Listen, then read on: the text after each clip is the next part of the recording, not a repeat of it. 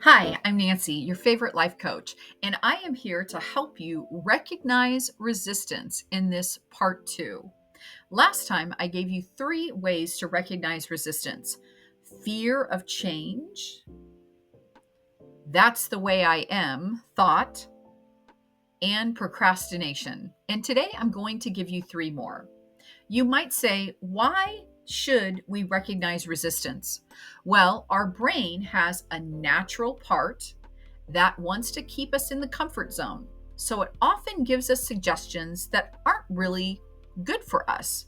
For example, have you ever had your alarm ring and you're feeling like, I know I should get out of bed, but I really don't want to?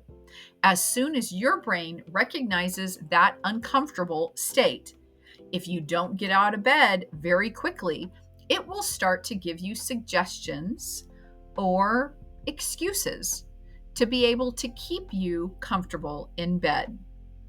The thought might be, well, you can get up and walk tomorrow. Or, after all, you didn't sleep very well last night. Or what about just skipping breakfast and then you'll have time to sleep in just a little bit more? Although the brain wants to comfort, it doesn't serve us well when it comes to advancing our personal goals. So, here are three more ways that you can recognize resistance by your brain and learn to counteract it to be very successful. If you don't know me, I hope that you will continue to follow me.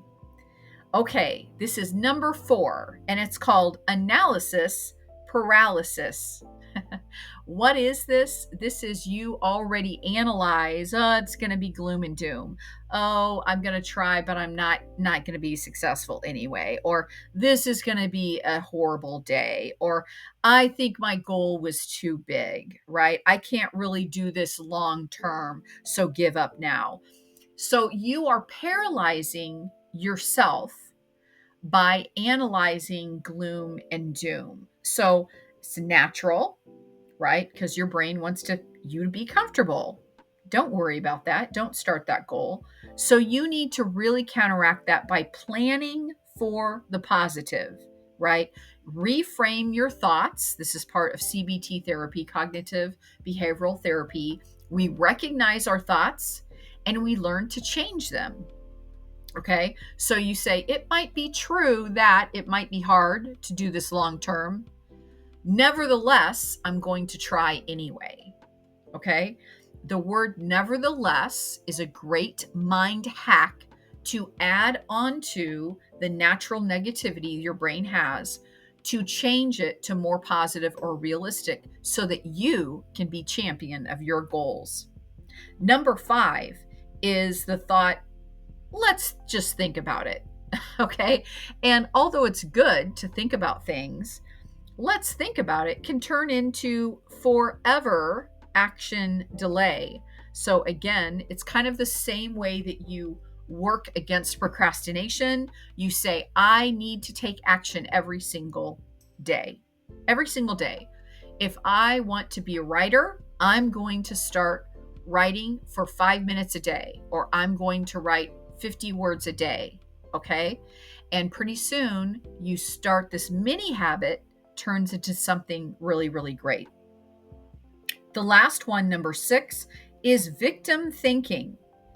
And even though a lot of times we are a victim, and that's truth, and I certainly don't want to diminish that. What we're speaking of today is being a victim, giving a reason why or an excuse why that you can't get to where you want to be in life. Okay. And even though there may be very legitimate reasons, right, that it's hard, there may be very legitimate truths that you were the victim. I want to encourage you today that you can overcome that. And if you need help, give me a call. That's what I'm here for, right? So to overcome victim thinking, you need to say, I am now responsible for my life. Despite all of that, how can I drive my life in a direction that is productive, fun, and full of peace for me? All right. So we kind of can weigh out what is the gain, what is the price. And I want you to remember as you move forward with your goals that you can achieve, there is comfort even in discomfort. I want to say that again. There is comfort even in discomfort. And you know why? Because discomfort says you are doing it. Good for you. You're walking through fear. You're working through your comfort zone, right?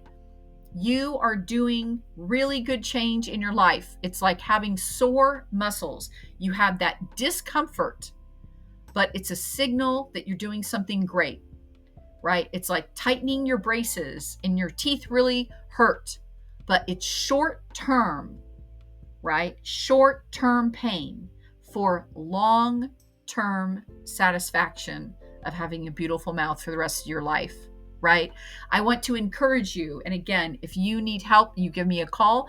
I'm Nancy, your favorite life coach, signing off. Have a wonderful day.